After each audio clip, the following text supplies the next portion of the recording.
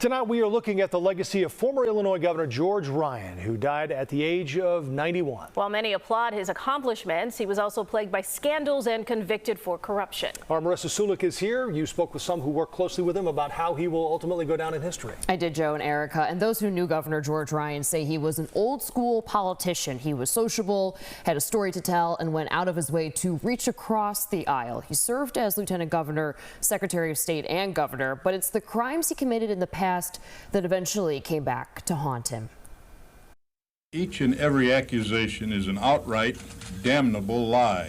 While George Ryan may be in the political spotlight for corruption and convictions, he was the best guy I ever worked for. Dennis Colleton, Ryan's former press secretary, says he remembers what the former governor shined a light on. He took on issues that other elected officials, even today, would be afraid to come near. I'm commuting the sentence of all death row inmates, 167 of them. Ryan received national attention in 2000 when he put a moratorium on executions in Illinois.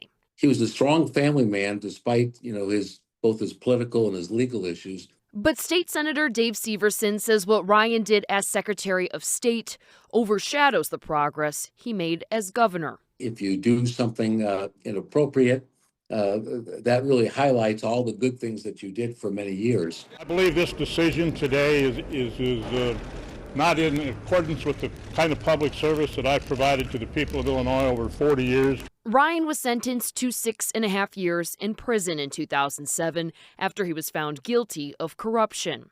That's when people in his office were passing out licenses to truck drivers in exchange for money. The driver's licenses were given to truck drivers who couldn't read the English language, who didn't know the rules of the road.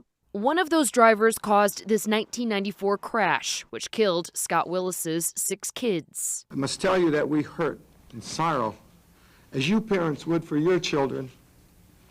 The depth of pain is indescribable. The corruption just can't be forgiven. It actually caused death. While some say Ryan's fall from grace is what people will remember, those who knew him say he had a lot more to offer. But he loved people. He loved meeting people all over the state. He loved government. He loved the government process and the political process, and he loved the state of Illinois. I spoke to Scott Willis tonight, the man who lost his 6 kids in that crash. He says he offered multiple times to sit down, have a meal, and forgive Governor Ryan for the truck driver's license bribery scandal. Willis says Ryan was unwilling to meet with him. He did want to pass his condolences to the family on his passing. Joe, Erica. Marissa, thank you.